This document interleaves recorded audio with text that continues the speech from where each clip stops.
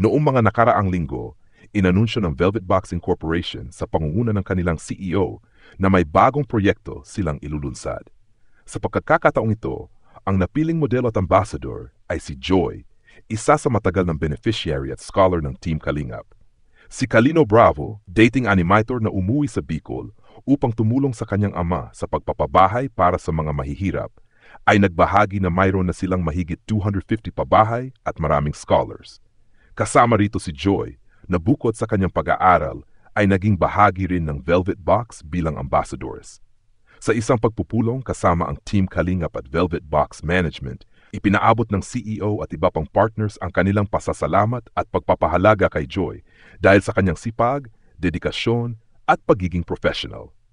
Bagamat dati siyang nakilala sa tambalan at love team, pinatunayan ni Joy na kaya niyang tumayo ng mag-isa. Ito ang isa sa mga dahilan kung bakit siya napili para sa bagong proyekto. Ipinakilala sa pulong na ang bagong produkto ng Velvet Box ay isang smartwatch.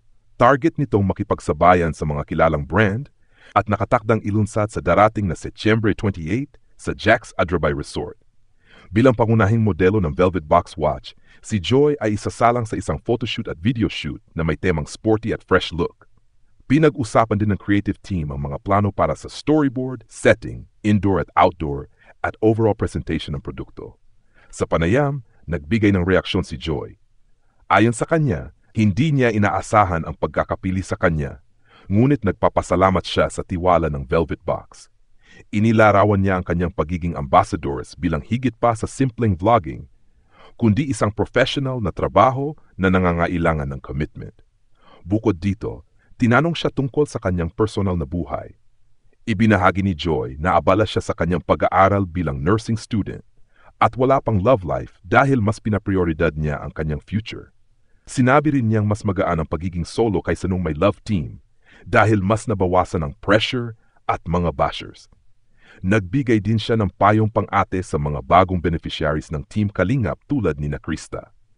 Pinayuhan niya sila na samantalahin ang mga oportunidad, ngunit huwag masyadong umasa sa mga supporters dahil maaring magbago ang suporta sa oras na sila ay ma-disappoint. Mas may naman niya na magtiwala sa management at sa Team Kalingap kaysa sa pansamantalang fans. Bilang pagkilala, tinanggap ni Joy ang isang check mula sa Velvet Box at karagdagang 5,000 mula kay Kuya Rob at Team Kalingap. May nabanggit ding mga supporters na patuloy na tumutulong sa kanya, kabilang ang planong magkaroon siya ng sariling lupa. Sa pagtatapos, muling pinuri si Joy ng Velvet Box at Team Kalingap dahil sa kanyang dedikasyon at growth bilang individual. Abangan ang kanyang malaking proyekto, ang pagiging mukha ng Velvet Box smartwatch. Nagbalik tanaw ang CEO sa kanilang journey bilang negosyante at sa naitayong billboard kung saan ang mga modelo ay kanilang beneficiaries. Ipinakilala ang bagong proyekto ng Velvet Box kung saan malaki ang magiging papel ng beneficiary na si Joy. Pagkilala kay Joy. Si Joy ay isa sa mga scholars at beneficiaries ng Team Kalingap. Kahit wala na siyang ka-love team, ipinakita niya na kaya niyang tumayo mag-isa. Siya ay naging Velvet Box ambassadress kung saan nakita ng management ang kanyang professionalism, sipag at dedikasyon.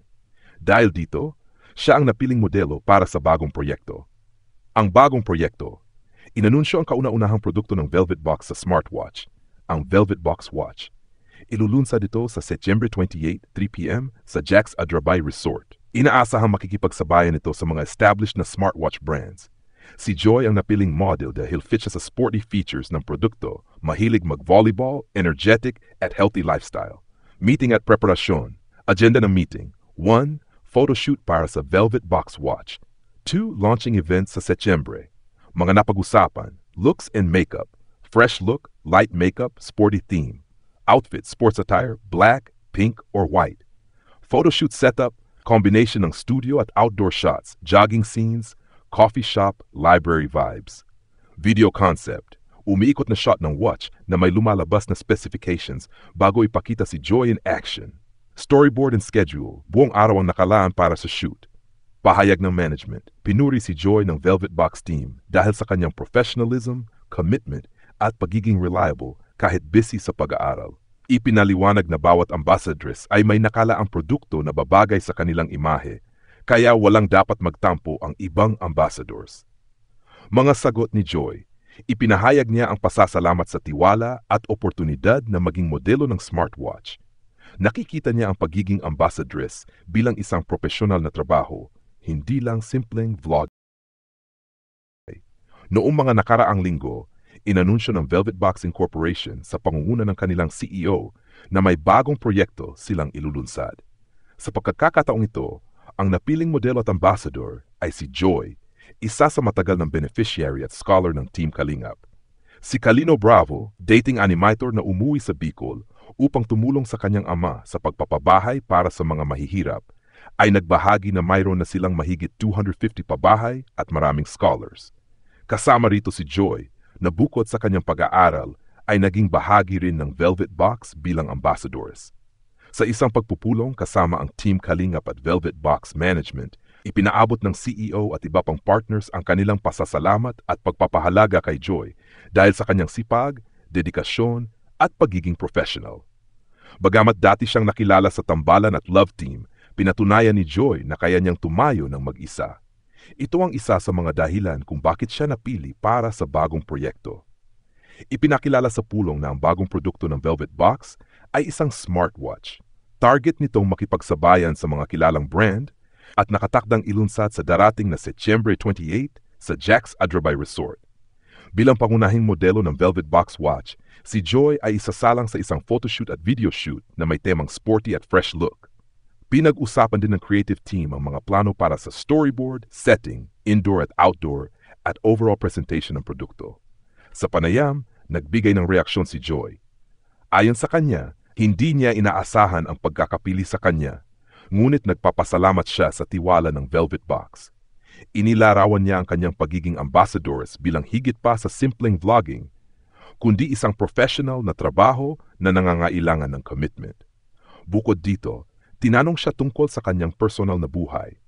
Ibinahagi ni Joy na abala siya sa kanyang pag-aaral bilang nursing student at wala pang love life dahil mas pinaprioridad niya ang kanyang future. Sinabi rin niyang mas magaan ang pagiging solo kaysa nung may love team dahil mas nabawasan ang pressure at mga bashers. Nagbigay din siya ng payong pang-ate sa mga bagong beneficiaries ng Team Kalingap tulad ni na Krista. Pinayuhan niya sila na samantalahin ang mga oportunidad, ngunit huwag masyadong umasa sa mga supporters dahil maaring magbago ang suporta sa oras na sila ay ma-disappoint. Mas may naman niya na magtiwala sa management at sa Team Kalingap kaysa sa pansamantalang fans. Bilang pagkilala, tinanggap ni Joy ang isang check mula sa Velvet Box at karagdagang 5,000 mula kay Kuya Rob at Team Kalingap. May nabanggit ding mga supporters na patuloy na tumutulong sa kanya, kabilang ang planong magkaroon siya ng sariling lupa. Sa pagtatapos, muling pinuri si Joy ng Velvet Box at Team Kalingap dahil sa kanyang dedikasyon at growth bilang individual. Abangan ang kanyang malaking proyekto, ang pagiging mukha ng Velvet Box smartwatch. Nagbalik tanaw ang CEO sa kanilang journey bilang negosyante at sa naitayong billboard kung saan ang mga modelo ay kanilang beneficiaries. Ipinakilala ang bagong proyekto ng Velvet Box kung saan malaki ang magiging papel ng beneficiary na si Joy. Pagkilala kay Joy. Si Joy ay isa sa mga scholars at beneficiaries ng Team Kalingap. Kahit wala na siyang ka-love team, ipinakita niya na kaya niyang tumayo mag-isa. Siya ay naging Velvet Box ambassadress kung saan nakita ng management ang kanyang professionalism, sipag at dedikasyon. Dahil dito, siya ang napiling modelo para sa bagong proyekto. Ang bagong proyekto, inanunsyo